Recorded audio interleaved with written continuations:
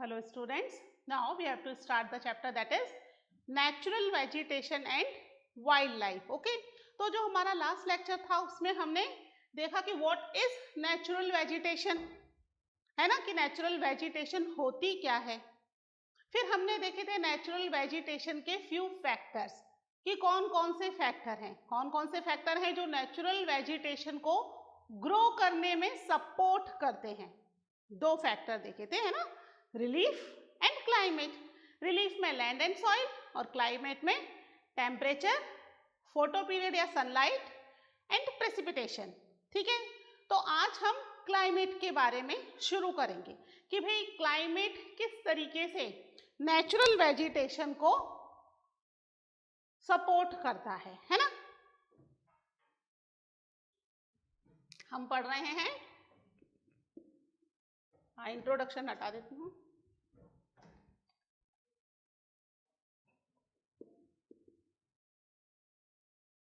Factors of natural vegetation, है ना, natural vegetation के हम फैक्टर्स देख रहे हैं। ठीक है, इन फैक्टर्स में अब हम क्या देखेंगे, about the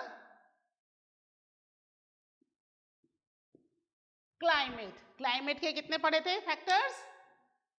temperature, photo period, precipitation. ठीक है, तो सबसे पहले हम जो देखेंगे फर्स्ट वाला है दैट इज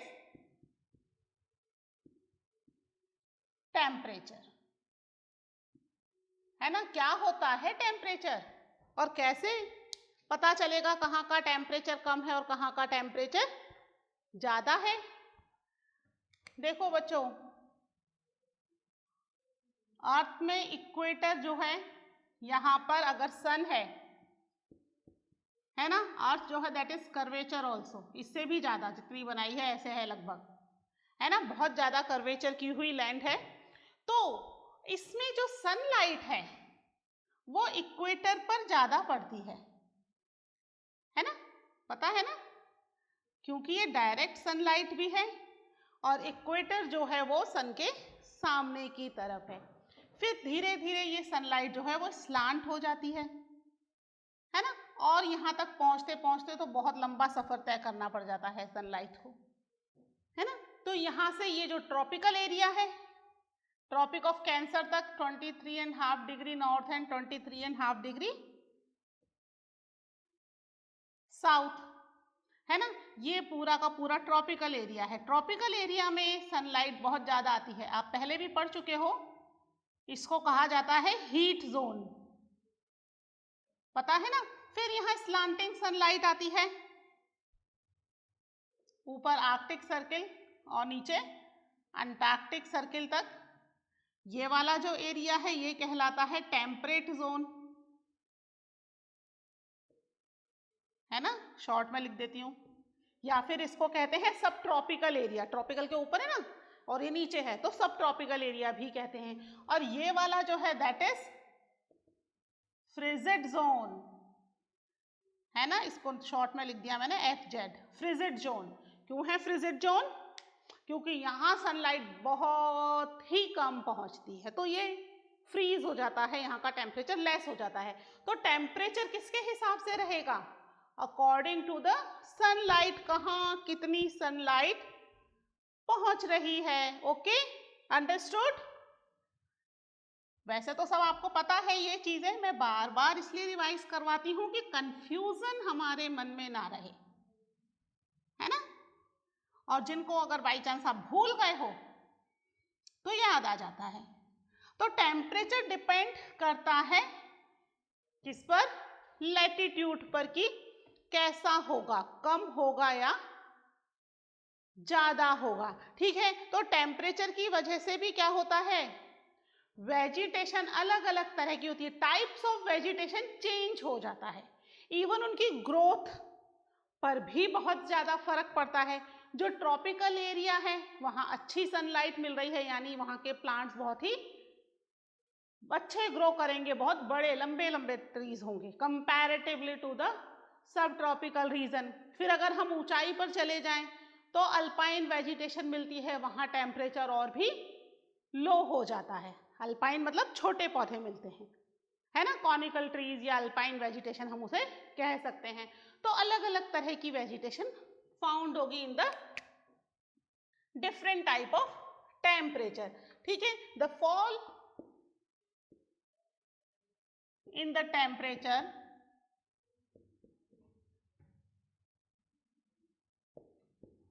अफेक्ट, किसको करेगा affect, affect the type of vegetation, है ना,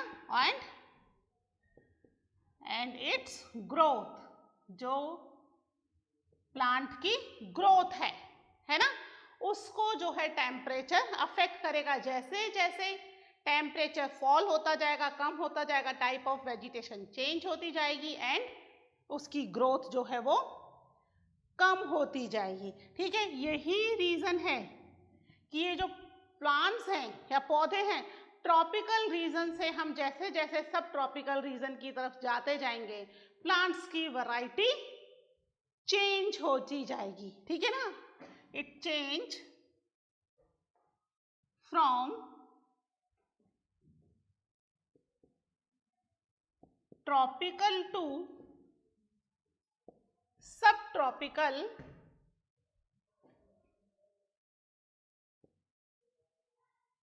सब ट्रॉपिकल, एक minute,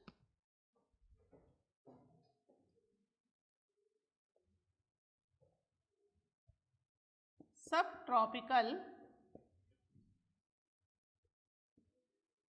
temperature to alpine vegetation, है ना। अल्पाइन वेजिटेशन मतलब जो वेजिटेशन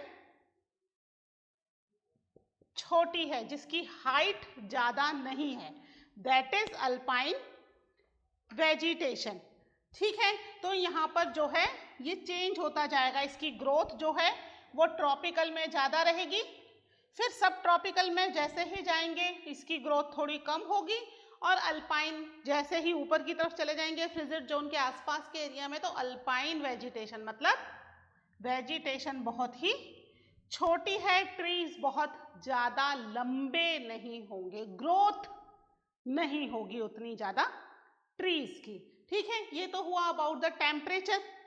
फिर photo period, sunlight, sunlight important है ना, सनलाइट से तो क्या होगा, फूड कैसे बनाएंगे प्लांट्स, पढ़ते हो ना साइंस में, ठीक है। तो ये लिख लीजिए, फिर हम लिखते हैं अबाउट द सनलाइट।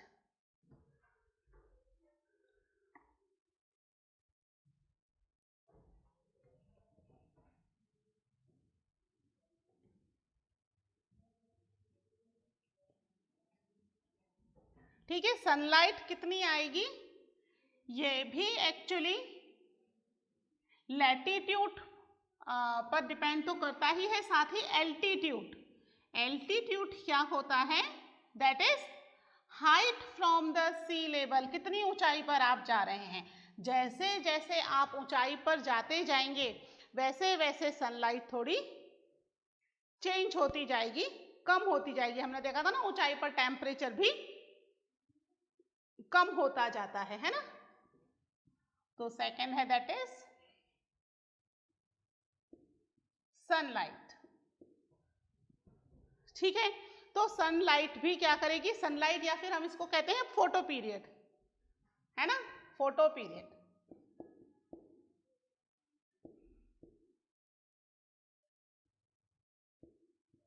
है ना। दोनों नाम इसलिए लिख रही हूं कि कहीं एग्जाम में फोटो पीरियड करके आ जाए तो बोलोगे हमने तो सनलाइट पढ़ी थी, फोटो पीरियड तो कहीं पढ़ाया ही नहीं मैडम ने, है ना।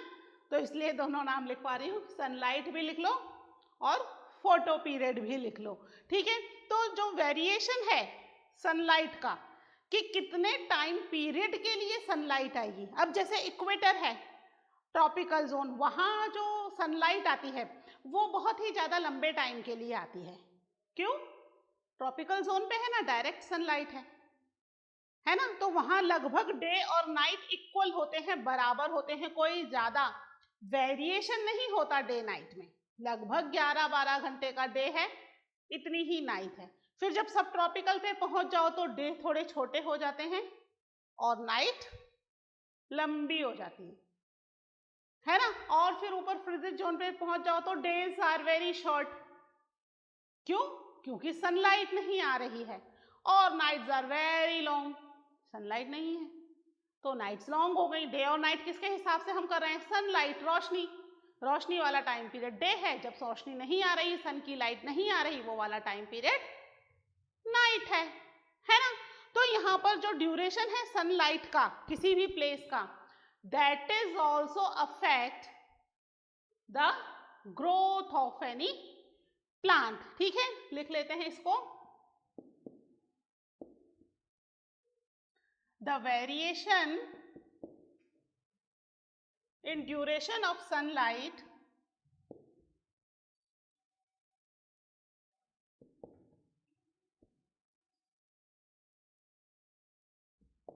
ठीक है, duration of sunlight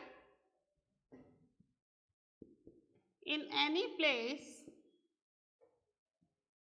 is due to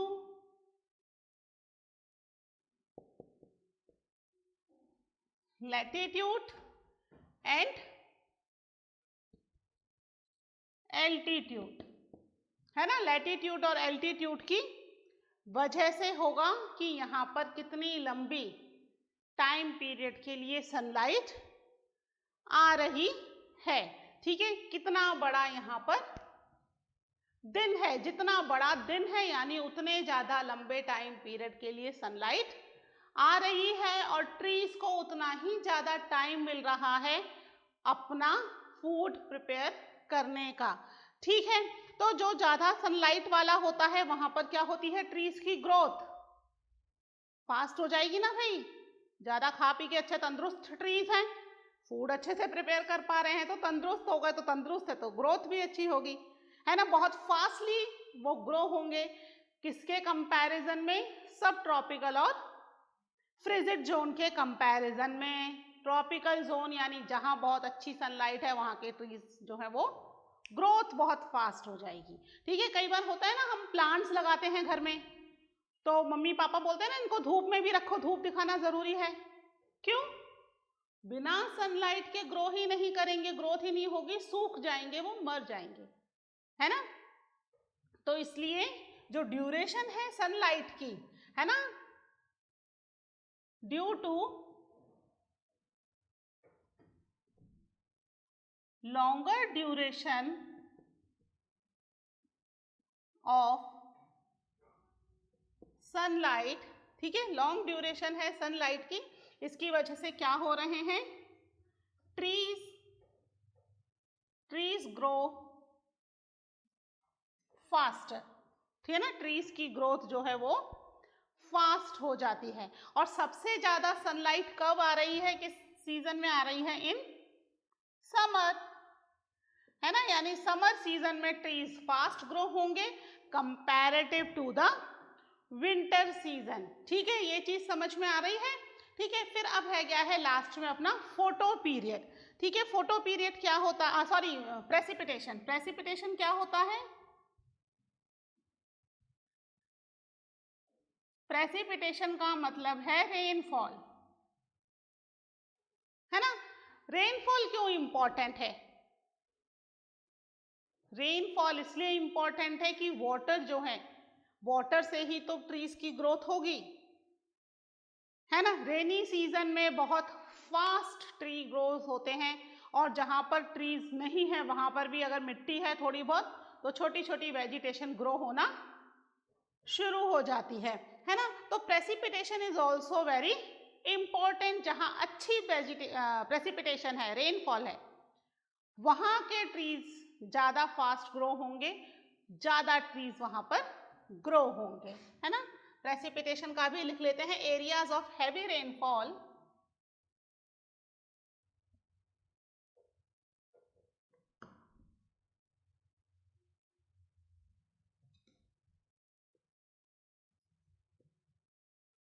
have faster growth of vegetation and dense forest. ठीक है, डेंस फॉरेस्ट, अधिकतर डेंस फॉरेस्ट कहाँ कब होते हैं? ये फॉरेस्ट सबसे ज्यादा रेनी सीजन में बहुत ज्यादा डेंस हो जाते हैं फॉरेस्ट, क्योंकि रेनफॉल में ट्री जो ग्रोथ है, प्लांट्स की ग्रोथ जो है वो फास्ट हो जाएगी, और फास्ट हो जाएगी तो ट्री फॉरेस्ट कैसा हो जाएगा? डेंस फॉरेस्ट हो जाएगा। जबकि अगर हम लेस रेनफॉल वाले एरिया में जाएं, ठीक है, अगर हम कंपेयर करें हैवी रेनफॉल वाले एरिया को with the less rainfall area, क्या होगा? वेजिटेशन कंपैरेटिवली धीरे तो ग्रो होगी ही, और एज सच फॉरेस्ट भी इतने ज्यादा डेंस नहीं होंगे क्योंकि रेनफॉल कम है। ठीक है, तो these are few factors which is very important to grow the vegetation, either it is natural or with the help of human being, है ना, किसी भी तरह की हो, वेजिटेशन के लिए ये बहुत ही इंपॉर्टेंट फैक्टर्स हैं। ठीक है, तो अब ये जो वेजिटेशन है that is very important for us. हम देख रहे हैं कि जो फॉरेस्ट है धीरे धीरे कम होता जा रहा है, और उसको बार बार बोला जा रहा है कि we have to protect it. Why? तो आप इसको नोट कर लीजिए, फिर हम देखते हैं फॉरेस्ट की भी इंपॉर्टेंस की, what is the importance of forest.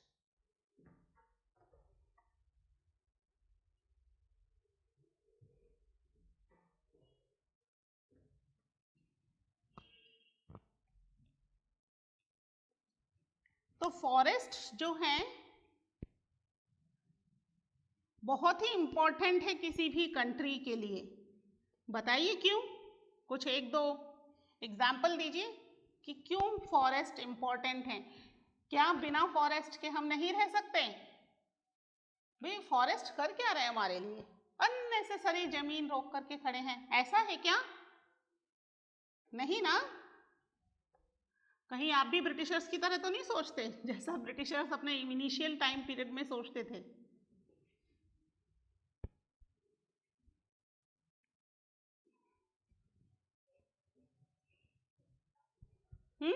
नहीं सोचते आप? तो जो फॉरेस्ट है इट इज वेरी इंपॉर्टेंट। जो इन्वायरमेंटलिस्ट हैं, है ना, और नेचुरल साइंटिस्ट हैं, वो बार बार इस चीज पर एम्फसाइज करते हैं कि we have to grow more and more forest, ज्यादा से ज्यादा पेड़ लगाए जाएं। ऐसे बहुत सारे एनजीओज वगैरह भी हैं जो कि हर साल लाखों नंबर्स ऑफ ट्रीज लगाते हैं, जिससे कि इन्वायरमेंट को प्रोटेक्ट किया जा सके। तो क्या फॉरेस्ट केवल इन्वायरमेंट के लिए जरूरी है? यस, इन्वायरमेंट के लिए तो जरूरी है, लेकिन केवल इन्वायरमेंट के लिए ही नहीं। खैर इन्वायरमेंट के लिए जरूरी है तो अल्टीमेटली वो हमारे लिए जरूरी है, because we are also living in the environment, है ना। अभी इन दिनों लॉकडाउन में क्या हो रहा है, बार बार ये बात आ रही है कि इंडस्ट्रीज फैक्ट्रीज बंद हो गई तो इन्वायरमेंट अपने आप क्लीन हो गया है, एनवायरमेंट ने अपने आप को हील कर लिया है अपने आप, विदाउट ह्यूमन इंटरफेरेंस, है ना। कैसे कर लिया?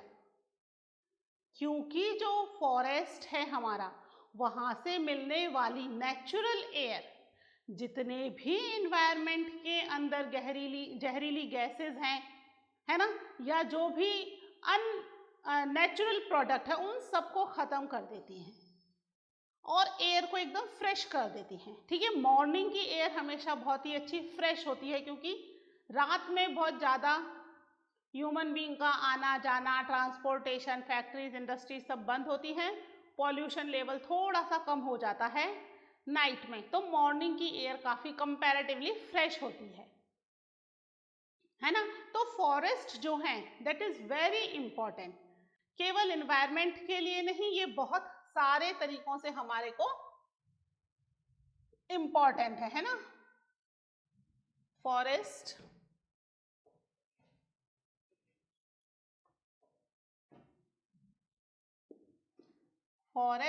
Are important for human being,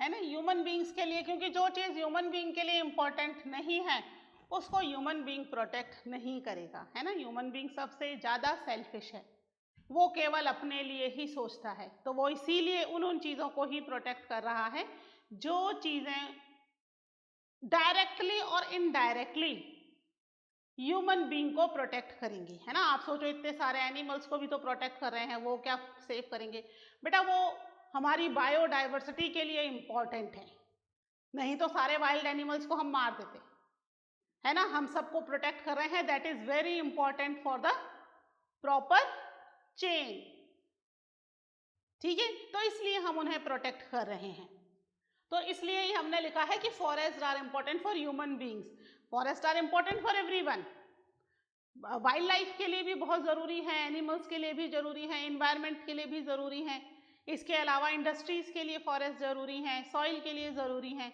बहुत सारी चीजों के लिए फॉरेस्ट जो है that is very very very important. बिना फॉरेस्ट के ह्यूमन बीइंग का सर्वाइवल भी नहीं हो पाएगा, है ना, क्योंकि ट्रीज से ही हमें क्या मिल रही है, we are getting oxygen from the trees, और ऑक्सीजन है तभी हम क्या कर पा रहे हैं, we are a living thing, we need oxygen to inhale, है ना। और इन्वायरमेंट में सबसे ज्यादा क्या है, नाइट्रोजन, नाइट्रोजन सबसे ज्यादा क्यों है, आप पढ़ते हो ना composition of the gases in the air, तो नाइट्रोजन सबसे ज्यादा क्यों है, 71% नाइट्रोजन है। Nitrogen is very important for the growth of plants, है ना, तो वो इन्वायरमेंट से नाइट्रोजन प्लांट्स के लिए इंपॉर्टेंट है, और वो प्लांट्स जो है फिर वो सेकेंड अब्यूडेंट गैस जो है ऑक्सीजन हमें प्रोवाइड कर रहे हैं, ठीक है। तो फॉरेस्ट बहुत ही ज्यादा इंपॉर्टेंट है फॉर द ह्यूमन बीइंग। तो हम लिख लेते हैं इसके कुछ पॉइंट्स कि जो फॉरेस्ट है वो हमारे लिए क्यों जरूरी है। पहले तो जो फॉरेस्ट है they are renewable, forest are renewable resource. Renewable क्या होता है, हाँ, what is renewable, new, re, new के आगे री लग गया, न्यू मतलब नया, री मतलब दोबारा, अगेन, है ना, यानी दोबारा से अपने आप को रिन्यू कर लेते हैं, अपने आप को वापस से नया कर लेते हैं, है ना। यानी कि फॉरेस्ट अगर हम काटते हैं तो वापस से वो ग्रो हो जाते हैं, ठीक है। तो ये रिन्यूएबल रिसोर्स है एंड प्रोवाइड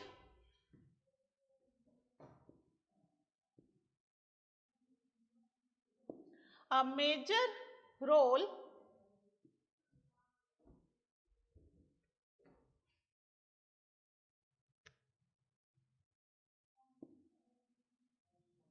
ठीक है, a major role in enhancing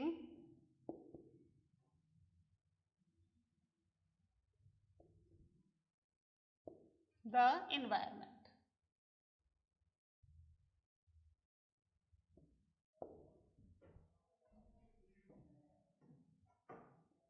ठीक है, इन्वायरमेंट की enhancing the quality of environment, sorry, enhancing the quality of environment, environment की क्वालिटी को इनहेंस करते हैं, एनवायरमेंट की क्वालिटी को बढ़ा देते हैं। रिन्यूएबल रिसोर्स तो है ही, अपने आप को वापस से रिन्यू कर लेते हैं, है ना। प्लांट्स देखा ना हमने, नेचुरल वेजिटेशन अपने आप ग्रो हो जाती है विदाउट ह्यूमन इंटरफेरेंस, तो ये अपने आप को रिन्यू तो कर ही रहे हैं, प्लस एनवायरमेंट की क्वालिटी को भी अच्छा कर रहे हैं। इनके बिना एनवायरमेंट जो है वो बहुत ज्यादा पॉल्यूट हो जाएगा। इसके अलावा क्या कर रहे हैं, दे मॉडिफाई द क्लाइमेट, ठीक है। अगर ट्रीज हैं तो क्लाइमेट अपने आप को मॉडिफाई कर सकता है। इसके अलावा ये क्या करते हैं, कंट्रोल सॉइल इरोजन। कैसे सॉइल इरोजन को कंट्रोल करते हैं? हाँ, सॉइल इरोजन को कैसे कंट्रोल करते हैं? जब फ्लड के साथ सॉइल फ्लो होकर के जा रही होती है तो ये जो ट्रीज हैं अपनी रूट्स के अंदर, अपनी जड़ों में उस सॉइल को बाइंड कर लेते हैं, है ना, उस सॉइल को पकड़ लेते हैं, तो सॉइल वाटर के साथ फ्लो होकर के नहीं जाती और ये सॉइल इरोजन को कंट्रोल कर लेते हैं।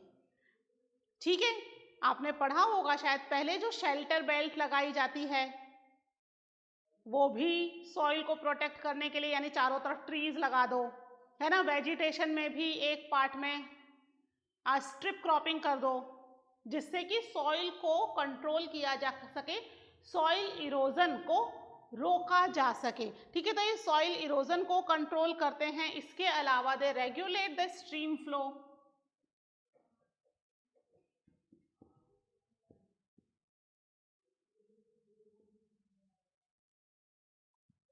ठीक है, फ्लो को रेगुलेट करते हैं। ठीक है, कंटिन्यू फ्लो होने में हेल्प करते हैं। इसके अलावा क्या करते हैं? इसके अलावा they support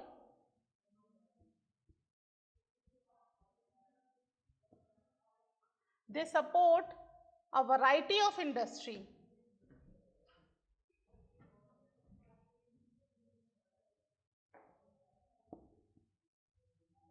A variety of industry, कौन कौन सी इंडस्ट्री चल रही हैं इनसे?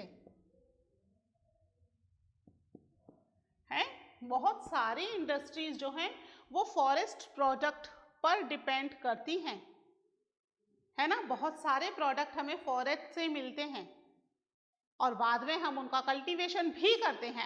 ऐसा नहीं है कि कल्टीवेशन नहीं करे, पूरी इंडस्ट्री फॉरेस्ट पे ही बेस्ड है, बट फॉरेस्ट से हमें बहुत सारे प्रोडक्ट मिल रहे हैं, plus we cultivate it also. ठीक है, इसके अलावा they provide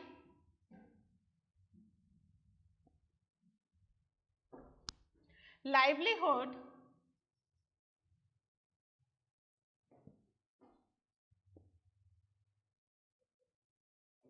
to many wildlife, है ना। वाइल्ड लाइफ जो है बेसिकली फॉरेस्ट में ही रहती है ना, फॉरेस्ट के अंदर ही उन्हें लाइवलीहुड मिल रही है। अगर फॉरेस्ट नहीं होंगे तो वाइल्ड एनिमल्स बाहर आ जाएंगे विलेजेस में।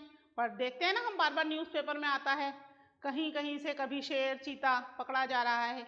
क्यों? क्योंकि फॉरेस्ट कम होते जा रहे हैं और ये वाइल्ड लाइफ बाहर आ जाएगी, हमें खतरा है और हम इन्हें मार देंगे। ठीक है, इसके अलावा बहुत सारी कम्युनिटी जो हैं वो इसके अंदर रहती हैं, wild life and many community. कौन सी कम्युनिटी हैं ये? ट्राइबल कम्युनिटीज, है ना। ट्राइबल कम्युनिटीज बेसिकली फॉरेस्ट के अंदर ही रह रही हैं। ठीक है, इसके अलावा ये क्या कर रही हैं? ये जो है it provide scenic beauty also. Forest में घूमने के लिए जाते हैं ना, जाते हो ना वाइल्ड लाइफ सेंचुरीज वगैरह देखने के लिए, तो ये सीनिक ब्यूटी भी प्रोवाइड कर रही हैं। ठीक है, आप इसको एक बार नोट कर लीजिए, फिर इसके एक दो पॉइंट्स और हम नोट डाउन करते हैं इसके बाद। ओके ओके, नोट कर लिया, इसको रब कर रही हूं मैं। तो देखा फॉरेस्ट कितने सारा काम करता है। इसके अलावा जो फॉरेस्ट है क्लाइमेट को तो मॉडिफाई कर ही रहा है, टेम्परेचर को भी कंट्रोल करता है, रेनफॉल को कंट्रोल करता है ना। बहुत ज्यादा यूजफुल है forest for the human being. Okay,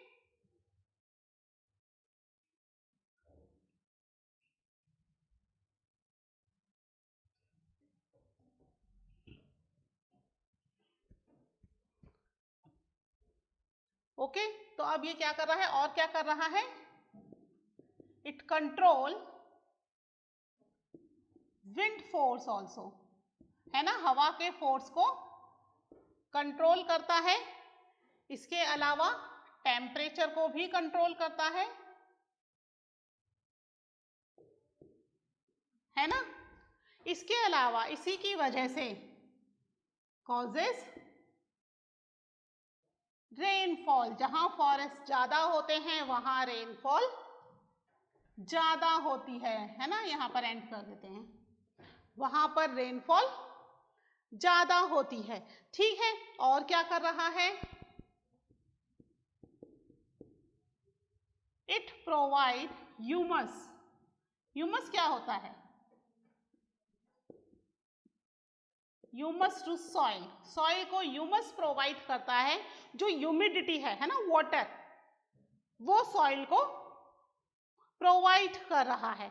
ठीक है, तो इस तरीके से जो फॉरेस्ट है, these are very very important for the human being, कितनी सारी फैसिलिटीज ह्यूमन बीइंग को दे रहे हैं, है ना, और हम क्या कर रहे हैं बदले में, फॉरेस्ट को कंटिन्यू क्लियर करते चले जा रहे हैं। ओके, तो you note down all these points. ठीक है, फिर हम देखेंगे फॉरेस्ट को हम किन किन रीजन से क्लियर कर रहे हैं, हमारा इकोसिस्टम क्या है ना, और कितने तरह की वेजिटेशन इंडिया में मिल रही हैं। वैरायटी ऑफ वेजिटेशन है इंडिया में, पता है ना, क्यों है, क्योंकि इंडिया एक ऐसी कंट्री है जहां पर वैरायटी ऑफ लैंड फॉर्म्स हैं। ओके, तो we find variety of vegetation also in India, but that all we will study in the next lecture. Okay, till then, take care, bye.